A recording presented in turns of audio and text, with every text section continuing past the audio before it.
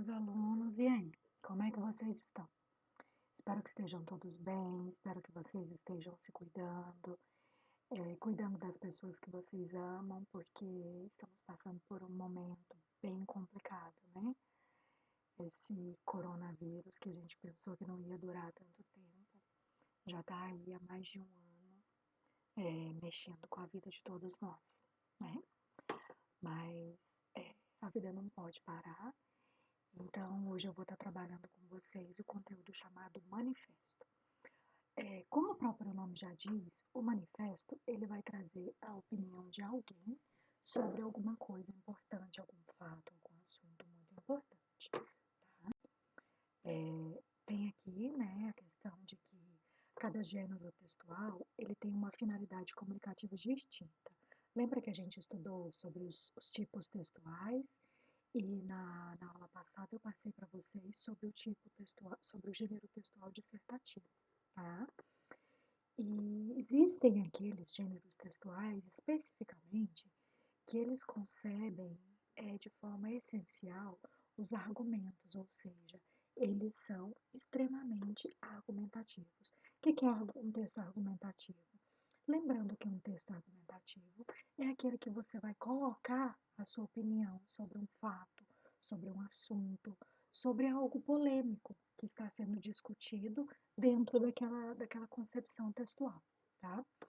O intento de um texto argumentativo é convencer o interlocutor dos posicionamentos firmados por meio do discurso. Quem que é o interlocutor de um texto? O interlocutor de um texto é o leitor. Então, o objetivo principal de um texto argumentativo é convencer o leitor daqueles posicionamentos que são colocados lá dentro do texto, tá? Há ainda aqueles que, por meio desse aspecto persuasivo, revelam-se pela capacidade e, por que não dizer, a oportunidade de um grupo de pessoas manifestar seu pleno exercício de cidadania, revelando suas opiniões acerca de um determinado assunto cujo interesse é coletivo. Assim, tal espaço é destinado por meio de algumas modalidades, tais como o abaixo-assinado, a carta aberta, a carta do leitor e, por excelência, o manifesto, que é o que a gente está trabalhando agora, né? Então, no manifesto, a gente tem aspectos persuasivos, né? Que é a questão de convencer o leitor.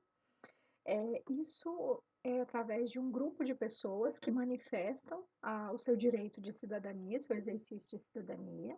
Eles manifestam revelando suas opiniões acerca de determinado assunto cujo interesse é coletivo. Então, as pessoas que consideram que um determinado assunto é de um interesse coletivo, elas vão escrever um manifesto, ou seja, elas vão colocar sua opinião sobre um determinado assunto, mostrando justificativas que possam persuadir, convencer o leitor sobre aquele assunto. Por meio dele, ou seja, por meio desses tipos textuais de convencimento, uma determinada pessoa ou um grupo delas se posiciona firmemente frente a uma problemática de naturezas distintas, sejam elas sociais, políticas, culturais ou religiosas. Então, pode abranger qualquer um desses pontos aqui, tá? Tal gênero, que é o manifesto, ele atua como uma espécie de denúncia acerca de um fato que ainda não é de conhecimento de toda a população, ou ainda pode funcionar como um alerta sobre a possibilidade de um problema vir a ocorrer. Então, o manifesto ele pode fazer uma denúncia, ele pode trazer à tona um assunto que não é de conhecimento da população e pode funcionar como um alerta sobre a possibilidade de um problema que pode vir a ocorrer. Essa modalidade remotamente cultuada cumpre a função a que se destina, pois é só lembrarmos do Manifesto Futurista, bem como do Manifesto Comunista, para considerarmos a efetiva recorrência a qual se estende até os dias atuais. Então, os manifestos, eles são por excelência, eles têm por excelência a função de mostrar a opinião das pessoas ou denunciar ou ainda alertar sobre um determinado assunto, tá? No que tange à estrutura, pode-se afirmar que o manifesto não se constitui de um aspecto assim tão rígido. Então, ele não tem uma estrutura tão rígida, mas tem que seguir certos passos para ser considerado um manifesto. Ele não é tão rígido quanto comparado aos demais gêneros, mesmo porque, com a inovação tecnológica, muitos de seus elementos tiveram que se adaptar às necessidades do momento, como é o caso do documento expresso por vias eletrônicas. No caso, o que a gente usa hoje em dia, né? Documentos por vias eletrônicas. Eu trouxe para vocês a forma do manifesto, o formato que ele deve ter. A forma do qual se constitui, essa geralmente se apresenta assim: o título, o qual normalmente sintetiza o assunto, o pensamento abordado. Por exemplo, se você for escrever um manifesto contra a violência doméstica, aí no título já tem que estar, resumidamente, o assunto que você vai abordar dentro daquele texto. Corpo do texto. Diferente do texto dissertativo, o manifesto, você não tem ali uma introdução, você não tem que colocar o seu leitor a par de nada. O manifesto, no corpo do texto, você já mostra os posicionamentos dos autores. E geralmente o manifesto ele não é escrito por uma pessoa só. Ele é escrito por um grupo de pessoas que têm em comum aquelas ideias que são colocadas no texto, tá? Então, o corpo do texto esclarece os posicionamentos dos autores, sendo esses alicerçados em argumentos que realmente os justifiquem. Então, não precisa contar uma história, não precisa fazer uma introdução, não tem que apresentar solução para o problema. Apenas mostra a posição e argumentos que justifiquem essa posição. Ou seja, a pessoa toma partido do assunto que ela vai abordar, se ela é a favor, se ela é contra, e coloca todos os pontos que levam ela a ter essa opinião. E aí, no final, coloca o local, a data e a assinatura do grupo que escreveu o manifesto, tá bom? Agora a gente vai passar por uma questão que é importante, que é a questão do manifesto dentro da literatura. Eu falo para vocês que um gênero textual ele nunca caminha sozinho, né? Um tipo textual, um gênero textual, ele nunca caminha sozinho. Ele está sempre aliado à história ou aliado a algum momento de embate que a população viveu de acordo com aquela sociedade, tá?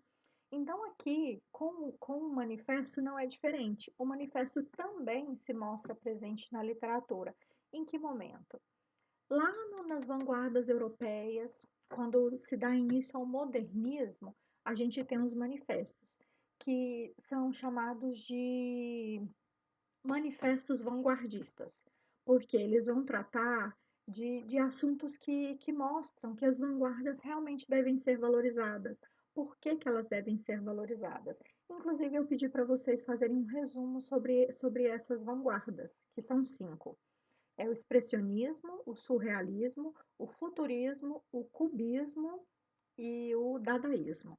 São 5 vanguardas europeias que surgiram justamente no período que antecede ou período posterior à Primeira Guerra Mundial, em que os países eles se viam naqueles destroços de uma guerra. Então, por isso fez-se os manifestos, né?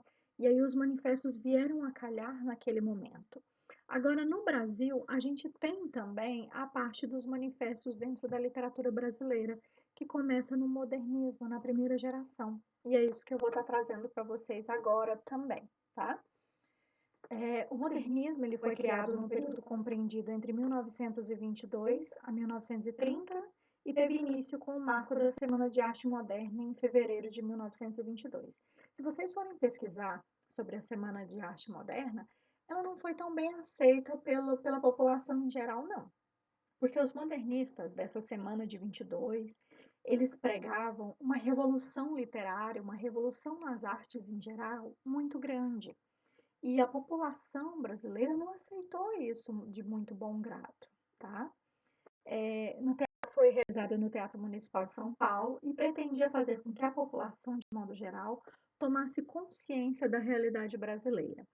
Esse movimento cultural ele foi idealizado e liderado por um grupo de artistas integrado pelos escritores Mário de Andrade, Oswald de Andrade e Menotti del Pitta.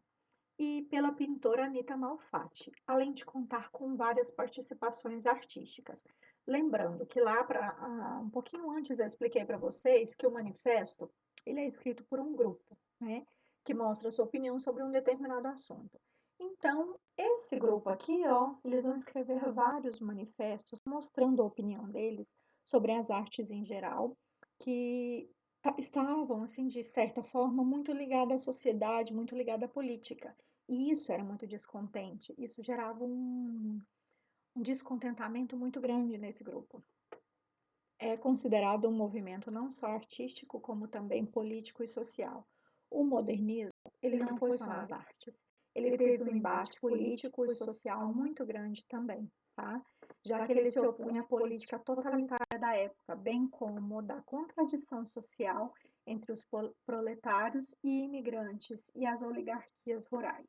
Então, assim, os modernistas, eles buscavam uma revolução muito grande. E isso não foi muito bem aceito, não foi muito bem visto pela população em geral. Porque quem frequentava os grandes teatros ali, os grandes centros, eram as pessoas que tinham mais condição. E os modernistas, eles queriam igualar a sociedade, eles queriam que não houvesse essa questão de distinção social, que a sociedade fosse se igualando para todas as pessoas terem acesso às artes em geral. Só que aí isso não foi bem visto, né? Porque quem assistiu era quem detinha todo o poder nas mãos. E você acha que quem detinha todo o poder nas mãos, queria que os modernistas realmente conseguissem essa revolução que eles estavam pregando? Jamais. A Semana de Arte Moderna ela trouxe um rompimento, uma destruição das estruturas clássicas, acadêmicas, harmônicas, e por esse motivo tem caráter anárquico e destruidor. Por quê? Porque os modernistas, aquele grupo lá composto por Mário de Andrade, Oswald de Andrade, o Menotti Del Pitta e a Anita Malfatti, eles queriam que o Brasil tivesse, além dessa questão de igualdade social, eles queriam que tivesse também uma arte que se desvinculasse da arte europeia. Eles queriam que o Brasil valorizasse aquilo que tinha aqui, aquilo que era próprio do Brasil, sem exageros, sem assim, sem ufanismos, né?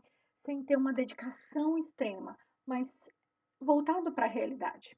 Eles queriam que valorizasse o que se tinha no Brasil de uma forma real. E aí eles pregaram essa questão do rompimento e é também chamada uma fase de destruição, porque entra a questão da destruição, da desconstrução de toda a arte literária que se conhecia até então, tá? Porque ela era totalmente contraditória ao parnasianismo ou simbolismo das décadas anteriores. Eles achavam que eram capazes de criar uma literatura que se desvinculasse de tudo que tinha sido criado no Brasil antes. Só que eles perceberam que isso caiu por terra. Logo depois, na segunda e na terceira fase, eles perceberam que não dava para se desvincular das escolas literárias anteriores e muito menos dizer que era uma arte nova, porque essas propostas deles já tinham sido expressas em outras artes antes, em outras escolas literárias antes. Os artistas têm em comum a busca pela origem, daí vem o nacionalismo e acarreta a volta às origens e valorização do índio brasileiro. Isso, eles achavam que estavam inovando, só que eles esqueceram que essa busca pela origem, essa busca pela valorização do herói nacional, isso já havia sido pregado lá pelos românticos. Há muito tempo atrás, já havia sido pregado pelos românticos. A primeira fase modernista ela é marcada pelos manifestos nacionalistas. O que são manifestos nacionalistas? Eles vêm defender a valorização de tudo que existia aqui no Brasil. E esses manifestos eles têm como título, o primeiro é o Manifesto Pau-Brasil, o segundo é o Manifesto Antropofágico, o outro é o Manifesto Verde-Amarelismo e o último é o Manifesto da Escola da Anta. Se vocês pararem para analisar, todos os quatro valorizam o quê? A nacionalidade, o Brasil. Por quê? Qual Brasil? É uma madeira própria brasileira. Antropofagia é uma prática indígena. Verde amarelismo está de acordo com o quê? Com as cores da nossa bandeira. e Escola da Anta. A anta é um animal unicamente brasileiro, tá? Aí eu trouxe para vocês uma explicação breve sobre cada um desses manifestos. O Manifesto Pau-Brasil ele foi escrito por Oswald de Andrade, ele foi publicado no jornal Correio da Manhã em 18 de março de 1924, e ele apresentou uma proposta de literatura vinculada à realidade brasileira e às características culturais do povo brasileiro, com a intenção de causar um sentimento nacionalista, uma retomada da consciência nacional. Porque eles buscavam, como eu falei para vocês lá no início, a questão de se desvincular de uma literatura europeia, de valorizar o que se tinha aqui, de valorizar o que era próprio da nossa terra. O segundo manifesto, que é o Manifesto da Antropofagia, ele foi publicado entre os meses de maio de 1928 e fevereiro de 1929. Não se tem uma data certa, tá? Sob a direção de Antônio de Alcântara Machado, surgiu como nova etapa do nacionalismo pau-brasil e resposta ao verde-amarelismo. Eu acabei colocando numa ordem errada, né? Primeiro veio o Manifesto Pau-Brasil, depois veio o Manifesto Verde-Amarelismo e, em terceiro lugar, veio o Manifesto da Antropofagia. Peço até desculpas para vocês por isso, mas acabou ficando numa ordem trocada. A origem do Manifesto da Antropofagia ele se dá a partir de uma tela feita por Tarsila do Amaral em janeiro de 1928, batizada de Abaporu. Lembra dessa tela? É uma tela muito famosa que mostra um índio com algumas partes assim um pouco gigantes, algumas partes do corpo, se não me engano, a perna e o pé estão muito grandes em relação à proporção do corpo. Essa obra é a obra Abaporu. Aba significa homem e poru que come. Então, o manifesto da antropofagia, ele pregava o quê? Que a cultura brasileira, ela deveria ser igualzinho os índios antropófagos, que eles deveriam pegar a cultura europeia, aquilo que era trazido para os brasileiros, eles deveriam pegar isso e deveriam realmente aproveitar o que era importante, como os índios antropófagos faziam. Eles devoravam a carne de outros índios ou a carne de outros seres humanos com a intenção de obter as melhores características daqueles seres humanos. Então, isso é o que o Manifesto da Antropofagia prega, que as pessoas devem pegar o que vem de fora, o que não é próprio da natureza, e usar de forma a agrupar aquilo ao que é natural, tá? Desculpa. Assinado por Oswald de Andrade, tinha, como diz Antônio Cândido, uma atitude brasileira de devoração ritual dos valores europeus, a fim de superar a civilização patriarcal e capitalista, com suas normas rígidas no plano social e os seus recalques impostos no plano psicológico. Então, era pegar essa cultura que era jogada, né, para os brasileiros e tentar colocar em prática aquilo que realmente era útil, né? Igualzinho os índios antropófagos faziam quando eles devoravam índios de outras tribos com o intuito de adquirir as características daquele índio, tá? O outro manifesto, que é o verde-amarelismo, ele surgiu como resposta ao nacionalismo afrancesado do pau-brasil em 1926. Ele é apresentado principalmente por Oswald de Andrade, liderado por Plínio Salgado. O principal objetivo era o de compor um nacionalismo puro, primitivo e sem nenhum tipo de influência. Então, no primeiro manifesto, que é o Manifesto Pau-Brasil, é a questão da valorização do que é nacional. O verde-amarelismo prega a questão de compor um nacionalismo puro e primitivo, sem influências. Já o Manifesto Antropófago, eles perceberam o quê? Que não dava para criar uma arte separada da Europa. Então, eles pregaram que poderia sim, né, ter-se uma arte vinculada ao que vinha dos moldes europeus, mas adaptar esses moldes europeus ao que a gente tinha aqui no Brasil. E o último manifesto, que é o Manifesto ANTA, que ele faz parte do movimento verde-amarelismo, representa a proposta do nacionalismo primitivo elegendo como símbolo nacional a anta, além de vangloriar a linguagem indígena tupi. Então, todos esses quatro manifestos, eles tinham como objetivo mostrar que aquele grupo, né, os primeiros modernistas lá, os modernistas da Semana de 22, eles pregavam a valorização da cultura nacional. E aí eles fizeram o quê? Eles pegaram argumentos próprios brasileiros para justificar a opinião deles nessa questão de criação de uma cultura, de uma identidade nacional. Através das características desses manifestos, temos por análise a identificação de duas posturas nacionalistas distintas. De um lado, o nacionalismo consciente, crítico da realidade brasileira, e de outro, o nacionalismo ufanista, utópico, exacerbado. O que é isso? O nacionalismo exagerado, que achava que não precisava de nenhum outro país, que não precisava de nenhuma outra cultura, que por si só já conseguia dar conta de tudo que pregavam, tá? Os principais escritores da primeira fase do modernismo são Mário de Andrade, Oswald de Andrade, Manuel Bandeira, Antônio de Alcântara Machado. Esses são os escritores. Aí tem os pintores, artistas em geral, tá bom? A primeira geração modernista, ou primeira fase do modernismo no Brasil, é chamada de fase heróica. Por quê? Porque eles eram considerados heróis por irem contra toda uma sociedade que já estava acostumada com os valores europeus. E eles queriam valores próprios, valores brasileiros. E essa fase heróica, ela se estende de 1922 a 1930. Lembre-se que o modernismo foi um movimento artístico, cultural, sociopolítico e social bem amplo. No Brasil, ele foi dividido em três fases, onde cada uma apresentava sua singularidade segundo o contexto histórico inserido.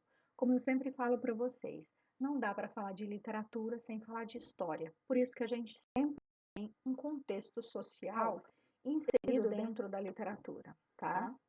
Aqui eu fiz para vocês um resuminho das principais características dessa primeira geração modernista, que era um nacionalismo crítico e ao mesmo tempo exagerado, a valorização do cotidiano. Para os artistas modernistas, as obras de arte, os poemas, os textos em prosa, eles deveriam ser escritos de forma a valorizar o cotidiano, a realidade das pessoas. Então, tinha que ser assuntos mais voltados para a realidade. Resgate das raízes culturais brasileiras, que é a questão da valorização da nacionalidade. Crítica à realidade brasileira. É uma crítica à sociedade, tá? A sociedade, principalmente a questão política do Brasil. Renovação da linguagem. Dentro dessa renovação da linguagem entra a valorização do cotidiano, porque os modernistas dessa primeira geração, eles pregavam que as pessoas não precisavam escrever de acordo com um português muito certinho. Poderia sim usar gírias, poderiam usar palavras abreviadas, né? Tudo de acordo com o que era realmente falado. Então, tem-se essa renovação da linguagem também no modernismo brasileiro. Oposição ao parnasianismo e ao academicismo. Por quê? O parnasianismo e o academicismo valorizavam a arte pela arte. A arte deveria ser linda, perfeita e maravilhosa. Por quê? Um poema, para os parnasianos, ele deveria ter uma métrica certinha, deveria ser tudo muito certinho. Já para os modernistas, não. Para os modernistas, os autores poderiam escrever de acordo com a inspiração deles, de acordo com o que eles quisessem. Experimentações estéticas. Eles queriam escrever, eles queriam fazer obras de arte de acordo com as impressões deles. Renovações artísticas, ironia, sarcasmo e irreverência.